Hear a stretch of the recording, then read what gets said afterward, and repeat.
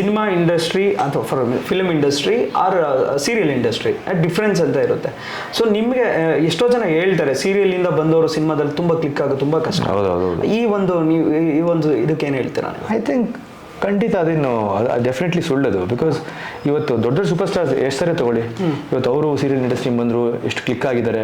ಆಮೇಲೆ ನಿಮಗೆ ಇವ್ರು ತಗೊಳ್ಳಿ, ತುಂಬ ಜನ ಸೀರಿಯಲ್ ಆರ್ಟಿಸ್ಟ್ಗಳು ಬಂದಿದ್ದಾರೆ, ಫಿಮೇಲ್ ಆರ್ಟಿಸ್ಟ್ಗಳು. ರಚಿತಾ ರಾಮ್ ಅವ್ರು ಸೀರಿಯಲ್ ಮಾಡ್ತಿದ್ರು ಫಸ್ಟು. ಸೊ ಅವರೆಲ್ಲ ಬಂದು ಸಿನಿಮಾ ಕ್ಲಿಕ್ ಆಗಿದ್ದಾರೆ. ಮೇಲ್ ಕ್ಯಾರೆಕ್ಟರ್ ಹೇಳ್ತೇನೆ, ಮೇಲ್ ಆರ್ಟಿಸ್ಟ್ಗಳಿಗೆ ಸ್ವಲ್ಪ ಸ್ಟ್ರಗಲ್ ಹೌದು ಆಗುತ್ತೆ. ಬಹುಶಃ ಏನಾಗುತ್ತೆ, ಸೀರಿಯಲ್ ಇಂಡಸ್ಟ್ರಿ ನೋಡಿದಾಗ ಅವರ ಕ್ಯಾರೆಕ್ಟರ್ ಫಿಕ್ಸ್ ಆಗಿರ್ಬೋದು.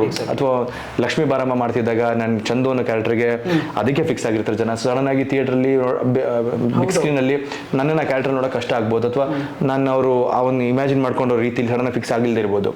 ಸೊ ಆ ಒಂದು ನಿಟ್ಟಲ್ಲಿ ಕಷ್ಟ ಆಗ್ಬೋದೇನೋ. ಬಟ್ ಡೆಫಿನೆಟ್ಲಿ ನನ್ನ ಪ್ರಕಾರ I don't think so. Because eventually ಒಂದು ಒಳ್ಳೆ ಪಾತ್ರಕ್ಕೆ ನೀವು ನ್ಯಾಯ ಒದಗಿಸಿದ್ರೆ, ನಿಮ್ಮ ಪಾತ್ರಕ್ಕೆ ನೀವು ಕರೆಕ್ಟಾಗಿ ಜಸ್ಟಿಫೈ ಮಾಡಿ ಚೆನ್ನಾಗಿ ಆ್ಯಕ್ಟ್ ಮಾಡಿದ್ರೆ ಡೆಫಿನೆಟ್ಲಿ ಜನ ಅದನ್ನ ಅಕ್ಸೆಪ್ಟ್ ಮಾಡೇ ಮಾಡ್ತಾರೆ ಅಂತ ನನ್ನ ಒಂದು ಅನಿಸಿಕೆ. And I think for that living example ನಮ್ಮ ಹೆಸರೇ ಇದ್ದಾರೆ.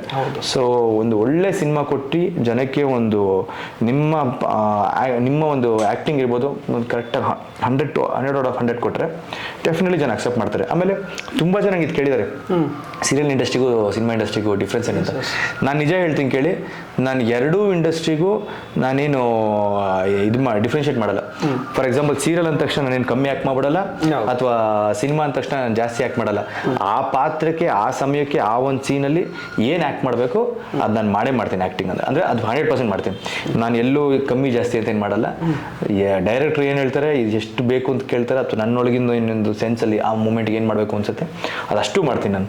So there is nothing for me difference. ಈಗ ಸೀರಿಯಲ್ ಅಂದ ತಕ್ಷಣ ಕಮ್ಮಿ ಮಾಡ್ತೀನಿ, ಸ್ಮಾಲ್ ಸ್ಕ್ರೀನ್ ಅದೇ ಚಂದನ. ಈಗ ಚಂದು ಅದೇ ಇರ್ಬೇಕಾದ್ರೆ ಆಕ್ಟಿಂಗ್ ಅಲ್ಲಿ ವ್ಯತ್ಯಾಸ, ಆಕ್ಟಿಂಗ್ ಅಲ್ಲಿ ಏನು ವ್ಯತ್ಯಾಸ ಇರಲ್ಲ.